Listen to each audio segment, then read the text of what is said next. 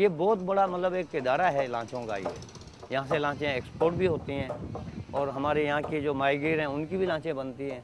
मैं 65 से मतलब स्कूल से छुट्टी होती थी, दोपहर को वालिद को रोटी देने इधर ही आ जाता था। उसके बाद सारा दिन यहीं रहता था। जब स्कूल छोड़ा तो मैं 70 से जो है ना ये काम करना दोबारा मैं खुद भी वालिद साहब के साथ ये काम मैंने सीखा। और हमारे पास कस्टमर आते हैं कि भाई ये ऐसी ऐसी लांच बनानी है, ये चौड़ाई, ये ऊंचाई और ये लंबाई, उस हिसाब से हम जो है ना शुरू करते हैं उसको। मेरे को तो 30-32 साल हो गए, पहले हमारे बाप दादा करते आ रहे हैं। तकरीबन पाकिस्तान बना है उससे पहले से बनती आ रही है। पार्टियाँ जैसे बनवाती हैं, हम बनाने वाले हैं, हम मटेरियल वो देते हैं लेके ख़रीद के, और हम जो ना बनाते हैं। लेबर चार्जेस, लेबर यहीं का लोकल है, अंदरूनी सिंध से आते हैं, पूरे मतलब पंजाब से आते हैं, सूबा सरहद से आ रहे हैं।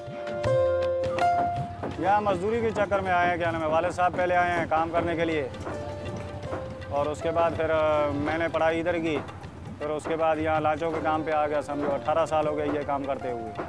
असल में वो वालिद साहब काम करते थे उधर कैदाबाद में, तो वो कारपेंटर का काम करते थे, फिर वो कराची में लेके आ गए। तो फिर यहाँ कराची में काम करते रहे, मजदूरी करते रहे, फिर लांचों में आ गए।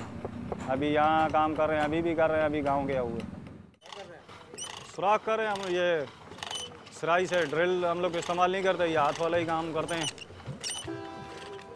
इलेक्ट्रिक बहुत कम इस्तेमाल होती हैं। अगर इलेक्ट्रिक ड्रिल का बहुत बड़ा काम है इसमें, तो हम लोग ड्रिल इस्तेमाल इलेक्ट्रिक नहीं करते, क्योंकि वो हीटअप होके और वुड को जला देती है। जब इसमें वो किल ठोकते हैं हम नील, तो ढीले हो जाते हैं। तो इसलिए हम लोग ज़्यादातर हैंड ड्रिल जो है ना वो इस्तेमाल करते हैं।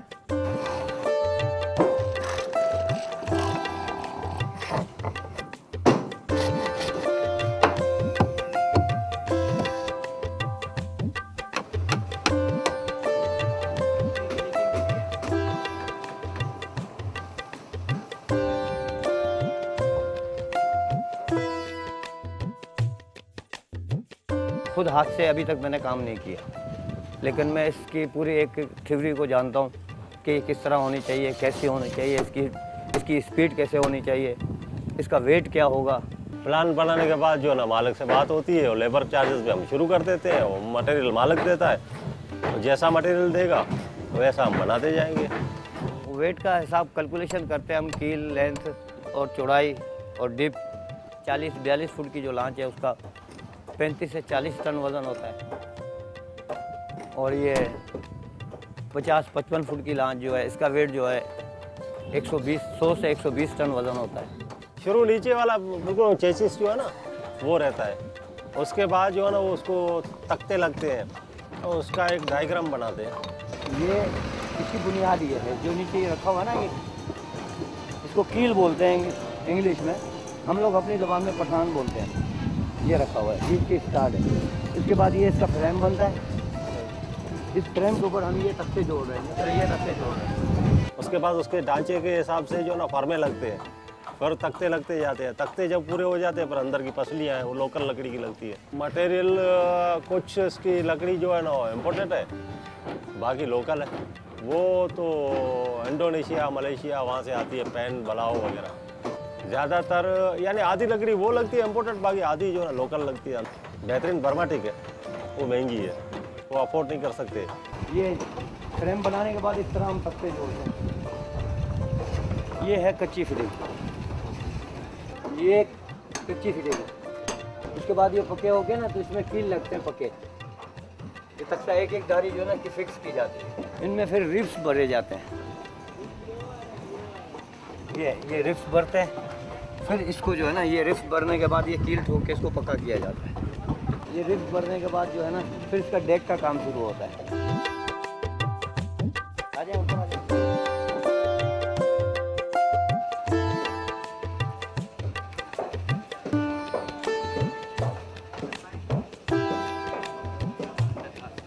अब ये सारी रिब्स लगी हुई है ना, अभी मजीद इसके अंदर से सपोर्टें लगेंगी। इनसाइड जो है ना सपोर्टें लगेंगी सब। इसमें काफ़ी मतलब वो सपोर्टें लगेगी अंदर से, जैसे ये लगा हुआ ना एक जिसके ऊपर बीम रखे हुए हैं, ऐसी सपोर्टें सब लाइन से लगेंगी नीचे भी।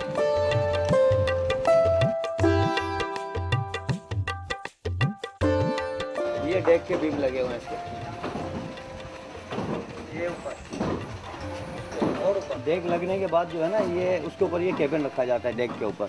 ये है कैप्टन रूम, जो इस बोट को चलाता है उसका ये रूम है।